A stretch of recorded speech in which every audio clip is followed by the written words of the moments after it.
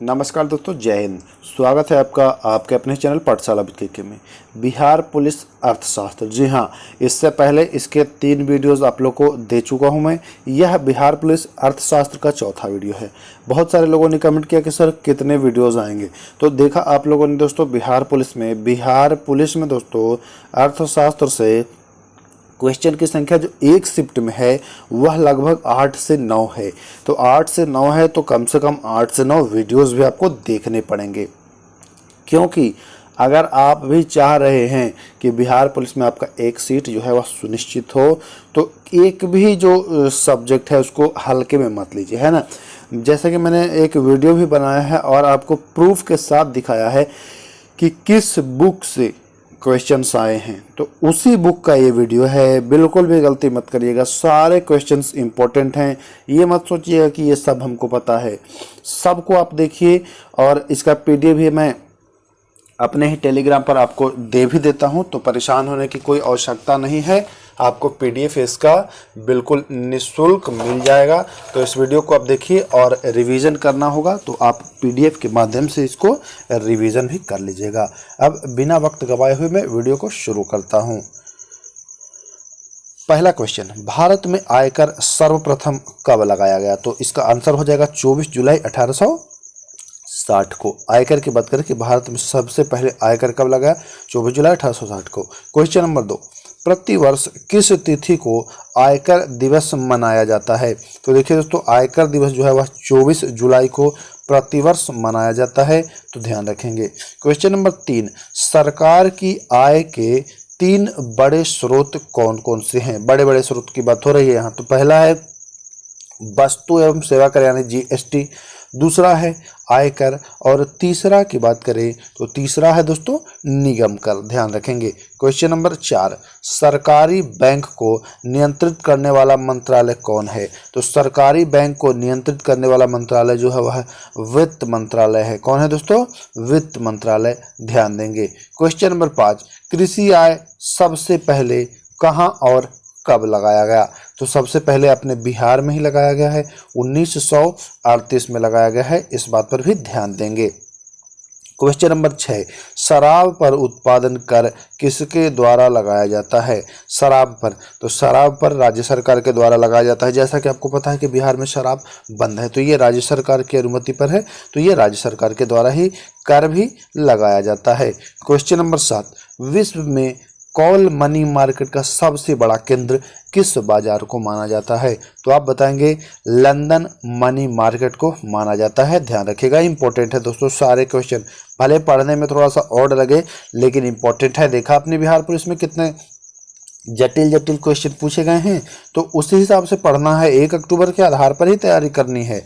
Question number 8, औद्योगिक प्रतिभूतियों के अंतर्गत किसे शामिल किया जाता है? तो औद्योगिक प्रतिभूतियों के अंतर्गत शेयर और डिवेंचर को शामिल किया जाता है। ध्यान रखेंगे। क्वेश्चन नंबर 9, नौवां क्वेश्चन क्या कह रहा है? सर्वप्रथम किस एक्सचेंज ने विदेशी मुद्रा का वायदा कारोबार शुरू किया था? तो राष्ट्रीय स्टॉक एक्सचेंज ने यह शुरू किया था। ध्यान रखिएगा। पूंजी बाजार से प्राप्त ऋण जो होती है उसकी अवधि कितनी होती है? तो दीर्घकालिक होती है, यानी 1 वर्ष से अधिक होती है दीर्घकालिक में, ठीक ना। और अल्पकालिक में 1 वर्ष से कम होगी।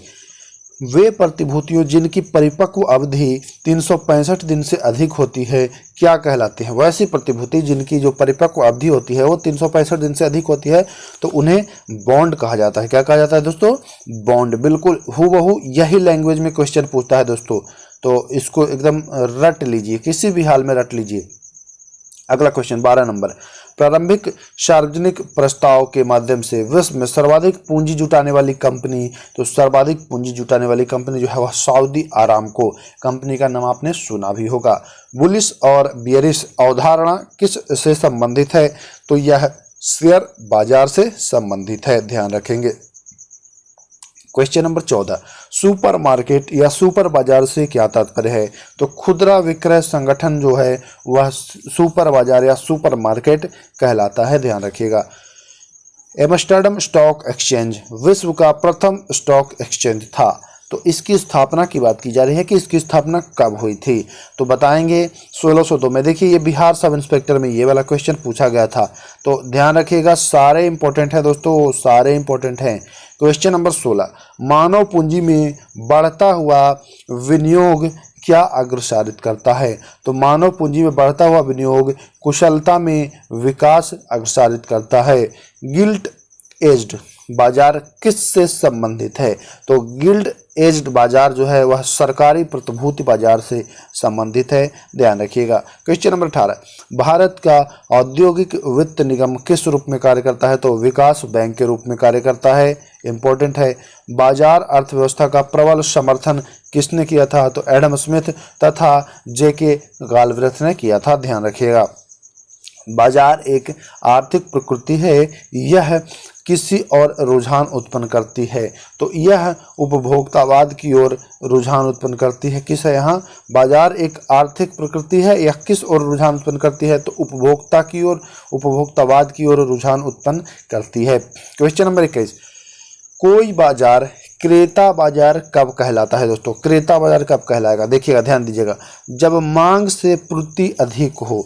मांग, जैसे मांग हम रहे हैं 5, ठीक, और मार्केट में सामान उपलब्ध है 10, तो वो क्रेता बाजार होगा। कौन सा बाजार होगा, क्रेता बाजार, ध्यान दीजिएगा इस बात का।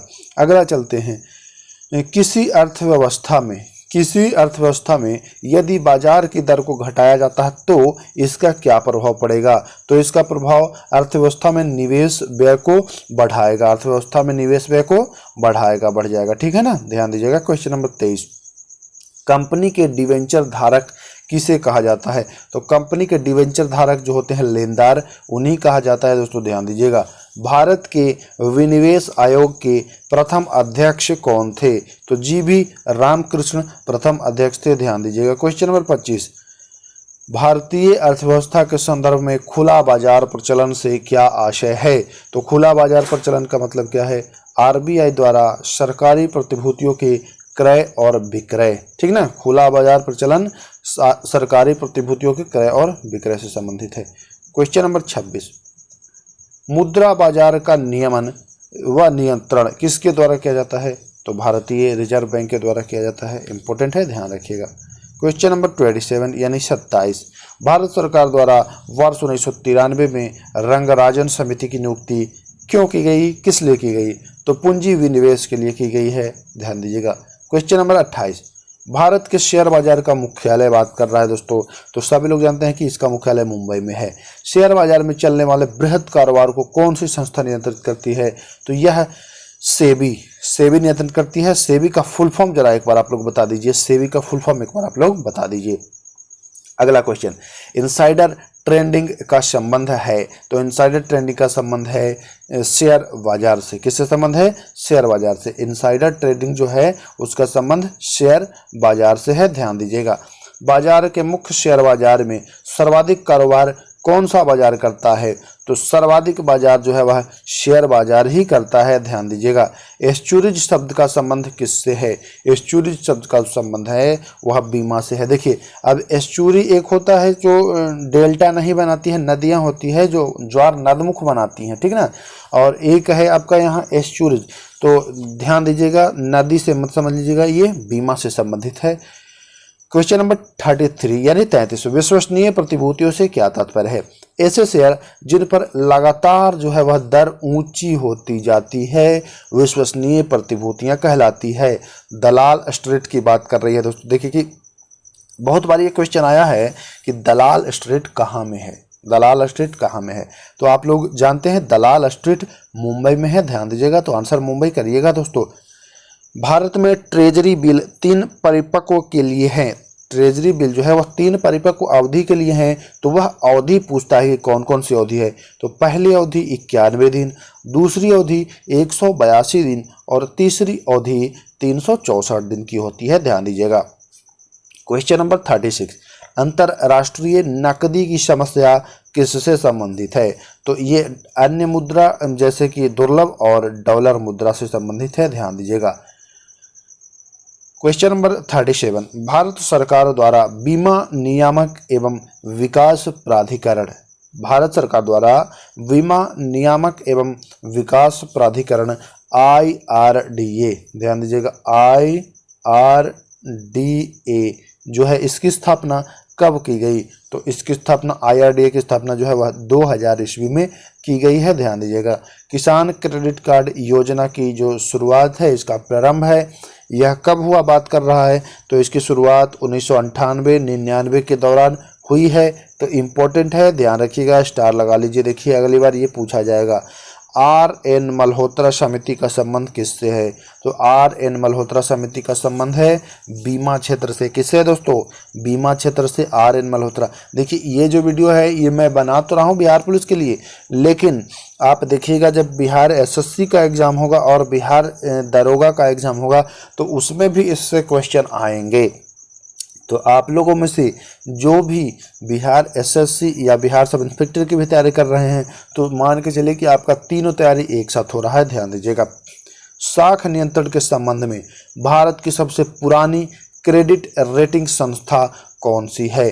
तो वह है क्रिसिल। क्रिसिल संस्था सबसे अधिक क्रेडिट रेटिंग संस्था है। ध्यान दीजिएगा। क्वेश्चन नंबर 41, भारत में कौन सी संस्था सहयोग निधियां का नियमन करती है? तो वह है सेबी। सहयोग निधियां का नियमन करने वाली संस्था सेबी है। सेबी अधिनियम कब आया? तो 1992 में, यानी 1992 में आया। ध्यान दीजिएगा।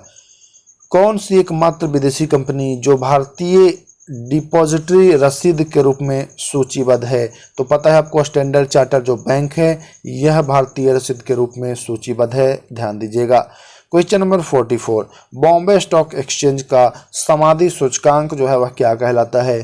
तो सेंसेक्स कहलाता है। क्या कहलाता है? सेंसेक्स। इंपॉर्टेंट है दोस्तों, बिल्कुल इंपॉर्टेंट है, ध्यान दीजिएगा। क्वेश्चन नंबर 45, IRDA का गठन किस समिति की सिफारिश के आधार पर किया गया? तो IRDA का गठन मल्होत्रा समिति की सिफारिश के आधार पर ही किया गया था। किस समिति के सिफारिश पर दोस्तों? मल्होत्रा समिति। ध्यान दीजिएगा। IRDA का गठन अगर बात किया तो मल्होत्रा समिति याद रखेंगे।